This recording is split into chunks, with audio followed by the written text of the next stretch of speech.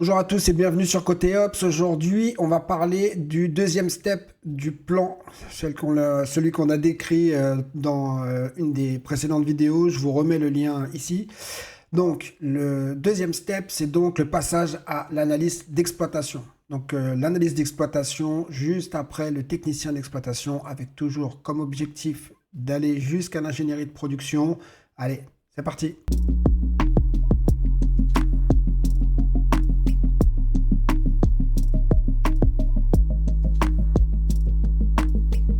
Donc, qu'est-ce qui diffère du poste de technicien d'exploitation? Donc, le poste d'analyste d'exploitation, il va aller un petit peu plus loin dans pas mal de domaines que le technicien d'exploit. Donc, en effet, donc toujours, on sépare les différentes responsabilités liées à la production. Il faut savoir que toujours, on est donc dans de la gestion applicative, donc infrastructure un peu, mais surtout applicative.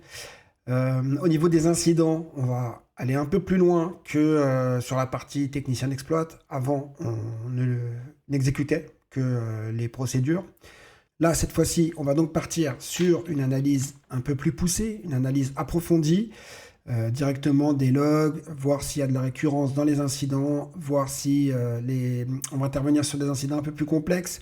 Des fois, il n'y aura pas de procédure. Donc, au niveau de... C'est pour ça d'ailleurs que ça s'appelle analyste et non pas technicien d'exploit. L'analyste, forcément, il va devoir aller creuser un peu plus loin dans les logs. Il y aura aussi donc la mise en place, en tout cas la création de procédures, la mise en place de procédures donc, pour les autres équipes. Donc, on va commencer à rédiger des documents d'exploitation afin de relancer les applications, afin de traiter des incidents, afin de relancer des batchs. Donc, l'analyste va commencer à avoir un rôle aussi de rédacteur de procédures. Donc, je parlais des batchs, ça tombe bien, c'est le prochain point. Donc, au niveau des batchs, avant, donc on ne faisait que relancer des batchs, faire des escalades. Donc là, cette fois-ci, on va commencer à créer des batchs. Donc, si vous vous rappelez ce que sont les batchs, sinon, j'avais fait une petite vidéo où j'en parlais, j'essaie de vous la remettre ici.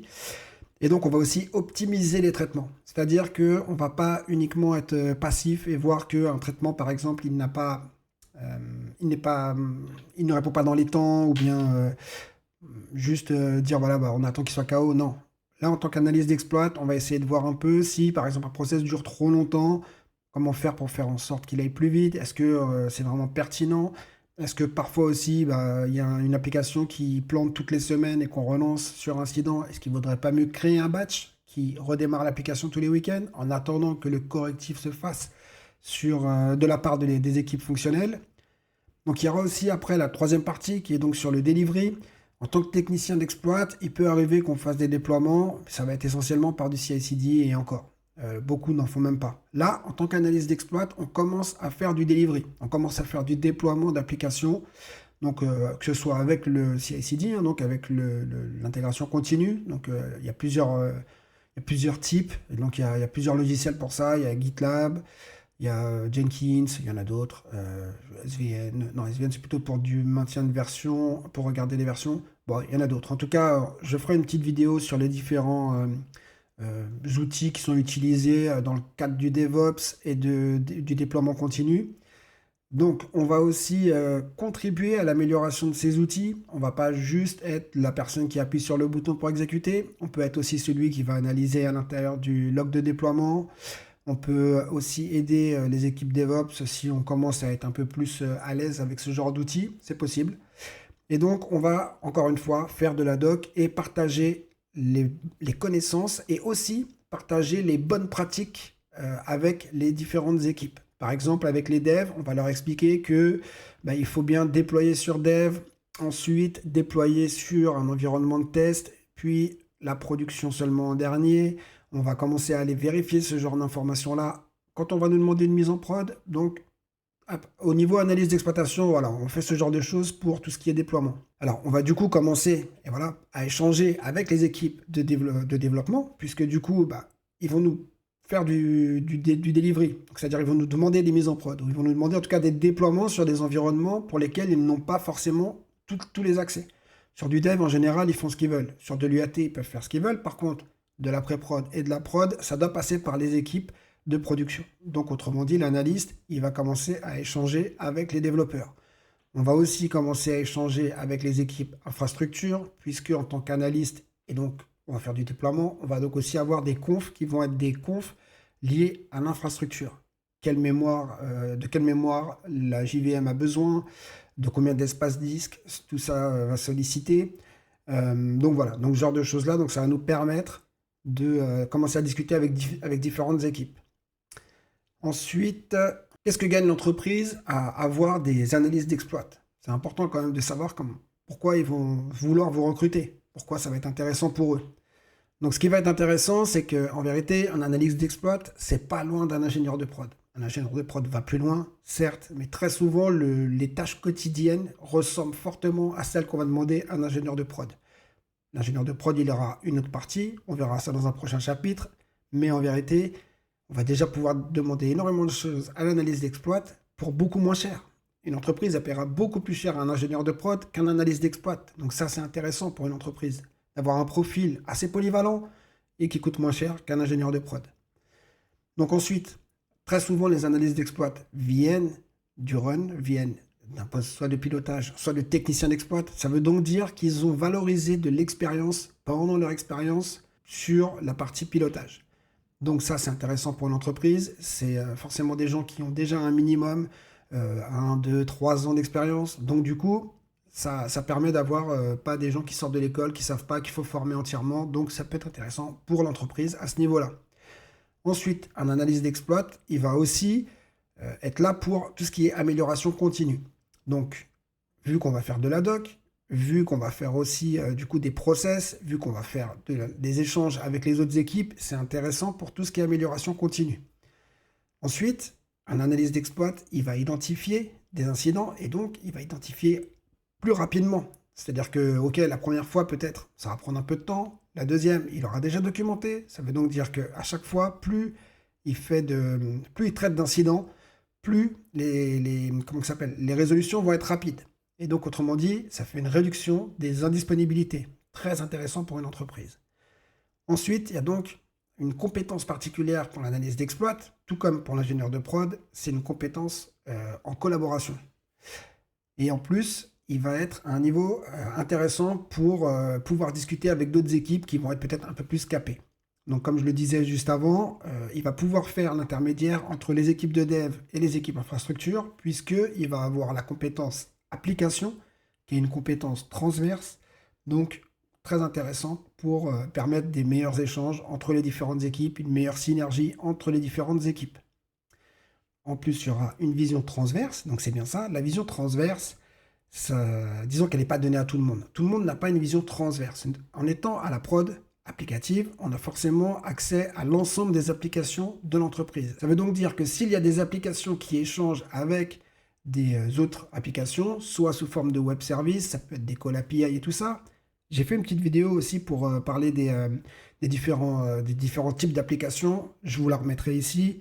Comme ça, au moins, si jamais vous avez oublié un peu les différents types d'applications, voilà, ça vous aidera un peu. Et donc, ça permet d'avoir une équipe qui a une vision transverse des applications. Et donc, s'il y a un impact, par exemple une mise en prod sur une application A, au niveau de la prod app, on sait que cette application A, elle est référencée ou en tout cas, elle est utilisée par telle et telle application B. Donc, c'est assez important et assez intéressant pour une entreprise d'avoir cette vision transverse dans une équipe. En plus, on va participer à l'élaboration des PCA et des PRA. Si vous voulez, je vous ferai plus de détails sur cette partie-là. C'est les plans de continuité d'activité et les plans de reprise d'activité. Donc ça, c'est, imaginons si vous avez un jour un incident dans le bâtiment ou comment dire, je sais pas, il y a une fuite d'eau, il y a quelque chose, en tout cas, bref, le bâtiment est inaccessible. Ça peut être aussi une grève, auquel cas vous ne pouvez plus aller au bureau. Aujourd'hui, bon, on a quand même le télétravail qui nous facilite ça, mais en tout cas, il y a toujours un plan de continuité d'activité. L'analyse d'exploit, il est en mesure d'aider pour l'élaboration de ce plan, puisqu'il a la vision transverse. Ça veut donc dire qu'il va savoir ce qu'il faut mettre en place pour que les équipes continuent de travailler. En tout cas, il va apporter une aide précieuse pour ça. Au niveau du delivery, donc, c'est important aussi pour l'entreprise, puisqu'ils vont avoir une équipe qui maîtrise l'application, qui maîtrise les applications. Et en plus de ça, en étant directement au front, entre parenthèses, c'est pas la guerre, mais bon, En étant au front, on va avoir vraiment les réalités opérationnelles en tête. C'est-à-dire que s'il y a une application qui plante, nous sommes les premiers à être appelés. Donc, autrement dit, on sait très bien l'impact.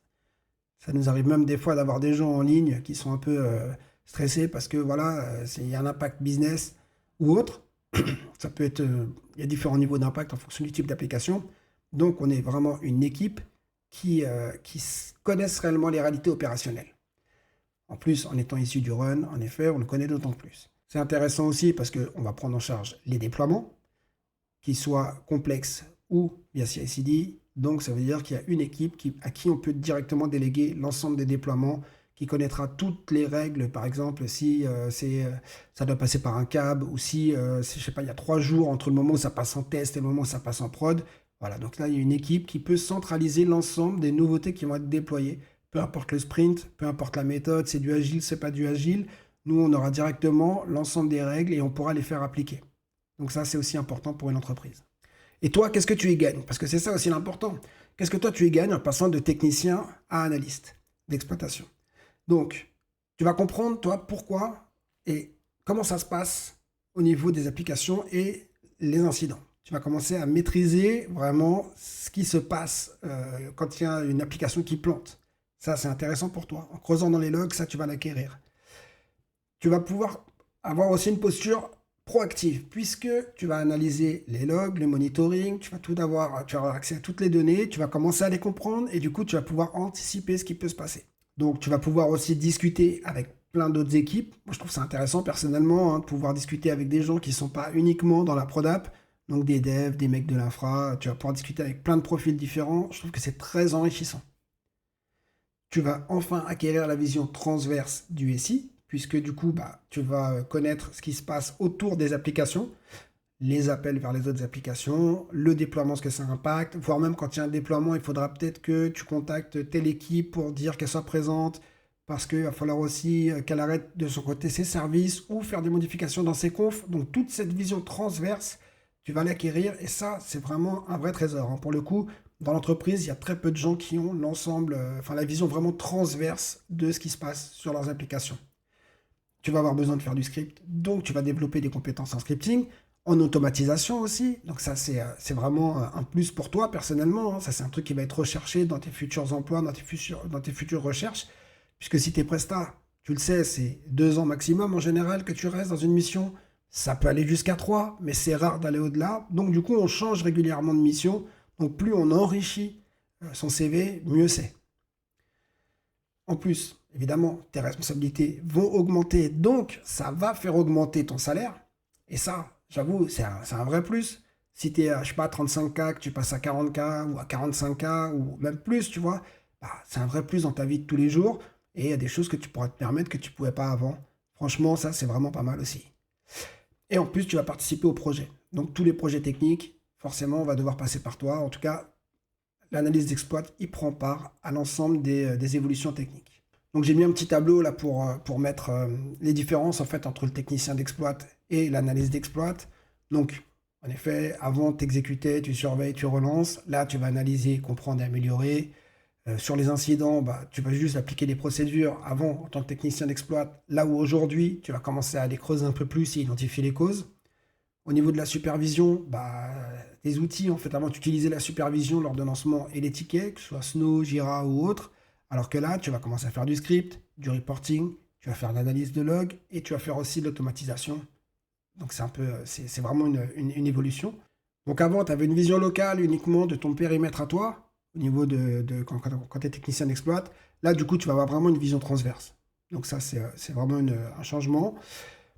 Tes relations avant, elles étaient surtout propres à ton équipe, alors que là, ça va être vraiment des relations avec d'autres équipes.